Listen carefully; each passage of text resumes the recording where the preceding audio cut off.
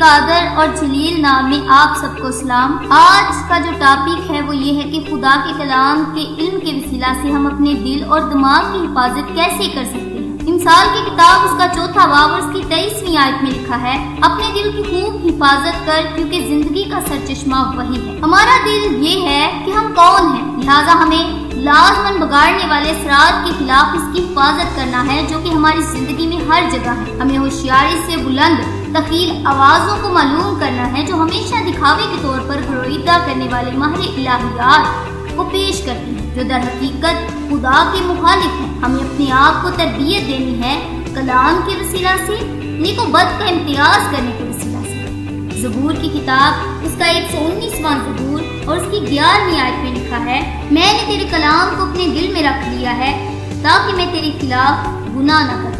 عبرانیوں کی کتاب اس کا 5واں باب اور اس کی 14ویں آیت میں لکھا ہے، اور سخت غذا پوری عمر والوں کے لیے ہوتی ہے جن کے خاص کام کرتے کرتے نیک و بد میں امتیاز کرنے کے لیے تیز ہو گئے ہیں۔ رومیوں کی کتاب اس کا 16واں باب اور اس کی 19ویں آیت میں لکھا ہے، خدا چاہتا ہے کہ تم نیکی کے اعتبار سے دنا بن جاؤ اور بدی کے اعتبار سے بھولے رہو۔ ہمیں اندھیرے کی بادشاہت کو پہچاننے اور اس کی قوتوں کو شکست دینے کے قابل ہونے کے لیے اس کو قابل فہم طور پر سمجھنے کی ضرورت نہیں۔ بہرحال ہمیں خداوند اور اس کی راہوں کے بارے میں دنا بننے کی ضرورت ہے اور زندگیوں کی رہنمائی کرنے کی جو اس کے کلام اور اس کے روح القدس کے وسیلہ سے آگاہی، ہدایت اور اختیار کو رکھتی ہے۔ پالوس وعدہ کرتا ہے کہ خدا ہمارے دلوں اور خیالوں کو محفوظ رکھے گا۔ فلپیوں کی کتاب اس کا 4واں باب اور اس کی 6 آیت سے لے کر 8ویں آیت تک پڑھا جائے تو اس میں لکھا ہے، کسی بات کی فکر نہ کرو بلکہ ہر ایک بات میں تمہاری درخواستیں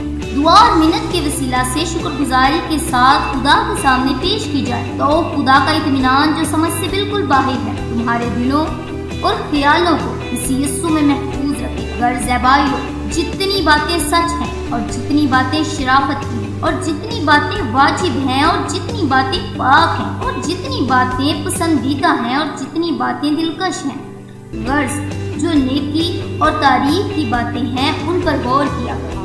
اگر ہم لگاتار دنیاوی چیزوں کی خواہش کر رہے ہیں اور دنیاوی سوچیں سوچ رہے ہیں جن میں خداوند شامل نہیں، تو ہم اپنی حفاظت کو نیچے ہونے دے رہے ہیں۔ اس کی بجائے ہمیں پالوس کی نصیحت پر عمل کرنا چاہیے۔ کلسیوں اس کا 3واں باب اور اس کی پہلی 2 آیات کو پڑھا جائے تو اس میں لکھا ہے، عالم بالا کی چیزوں کی تلاش میں رہو جہاں مسیح موجود ہے اور خداوند کی داہنی طرف بیٹھا ہے۔ عالم بالا کی چیزوں کے خیال میں رہو نہ کہ زمین کی چیزوں کے۔